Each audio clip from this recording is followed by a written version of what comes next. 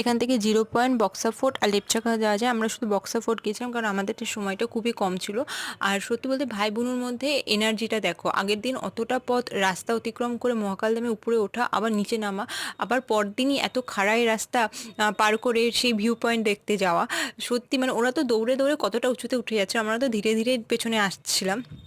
আর সত্যি বলতে এখানকার মানুষের জীবনযাত্রা সত্যি খুব কঠিন, কারণ দেখো এখানকার রাস্তাটা কীরকম। এখানে তো গাড়ি ঘোড়া দূরের থাক, প্রতিদিনের যারা ওখানে যারা নর্মালি থাকে মানে ওখানে যারা প্রতিদিন এরকমভাবে পায়ে হেঁটে নিচে নামিয়ে নিজেদের কাজকর্ম সেরে আবার পায়ে হেঁটে এভাবে উঠে বাড়ি যায়। সত্যি বলতে সত্যি ওদের শক্তি বা পরিশ্রমের সাথে আমাদের কোনো তুলনা হয় না। ওরা এতটা কঠোর পরিশ্রমী হয়, আমরা সত্যিই পারবো না। আর এখানে দেখো আমার ভাই আমাকে কিছু একটা বোঝানোর চেষ্টা করছে। আর এই দিকটা না একদম ঢালু, খাদ বলবো না, তবে পা পিছলে পড়ে যাওয়া যেতে পারে। তো এই জায়গাটা একটু সাবধানে চলাফেরা করতে হয়। আর